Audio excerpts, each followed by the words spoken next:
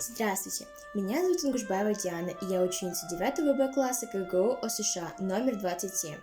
Недавно была опубликована статья Нурсултана Абишевича Назарбаева «Духовное наследие Абая», и я бы хотела вам немного о ней рассказать.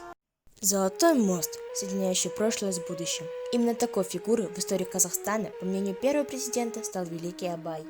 Эльбасы уверен, великие личности приходят в нужное время, нравственный ориентир на пути в будущее. Основоположник эпохи просветительства и пробуждения в казахской степи не раз выручал первый президент в начале его карьеры, став верным, духовным спутником жизни. Сколь неоспоримым авторитетом является для россиян Александр Пушкин, для англичан Уильям Шекспир, для немцев Иоганн Гёте, для американцев Уолт Уитмен, столь же великим носителем духовности является для казахстанцев Абай. Когда распался, казавшийся нерушимым Советский Союз, и на меня выпала трудная миссия строительства нового, независимого государства, в те переменчивые непредсказуемые времена с его сохпахсыз, легкой годиной, тяжелым бездорожьем, я вновь обращался к заповедям мудрого Абая, и сквозь призму их нового прочтения формировал сознание и образ будущего моей страны. Сказками и легендами бабушка Мирзабалай и мама Айжан познакомили будущего президента еще в детстве, а учеба в казахской школе имени великого просветителя словно стала судьбоносной. Первое важно в дверь великое наследие, поэма «Искандер». Ельбасы признается, если что-то было неясно, миллион вопросов к учителю казахского языка и литературы, а потом снова долгие размышления и новые приключения в мир Абая. Следуя изреченной Абая мудрости, Талапты Юерге Нур Жауар, стремящегося ждет успех, по окончанию школы в 1958 году я принял непростое для себя решение и отправился в Сарыарку, самое сердце казахской земли, а дальше Украина, город Днепродзержинск. Это был один из поворотных моментов в моей жизни. Жалха жур, жар джирге кет, мал таюбкель, работай по найму, ступай на чужбину, вернись домой с прибылью. Не так ли советовал неравнодушный Абай молодым казахам, не видевшим иных перспектив, кроме пастушеской доли? Под этим подразумевалось «Алыс жоқтың демей баратын жеріне барып маңдай тер, табан ақыл арқылы, кәсіп өрен, нәпқанды жив». Не дели мир на ближний и дальний, путешествуй в поисках знаний, осваивай профессии, трудись в поте лица и наживай состояние. Главные помощники родителей.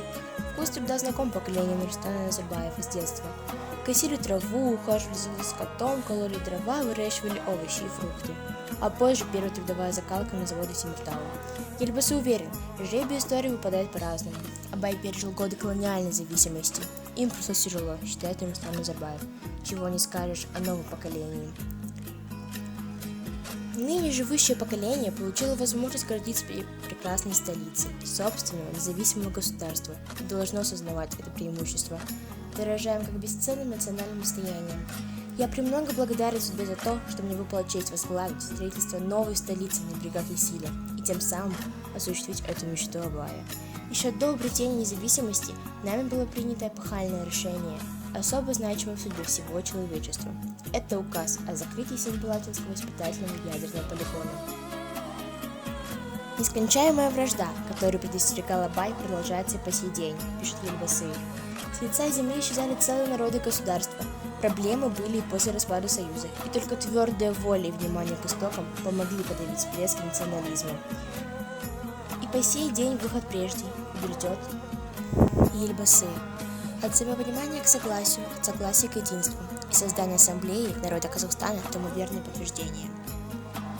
Абай определил сплочение нации как условие вступления на путь современного развития человечества. Барындык казак барындос, кірмесін істің бәрі бос. Если в ближнем ты не видишь друга, бесполезны все твои дела. В этом проявилась исключительная прозорливость гения.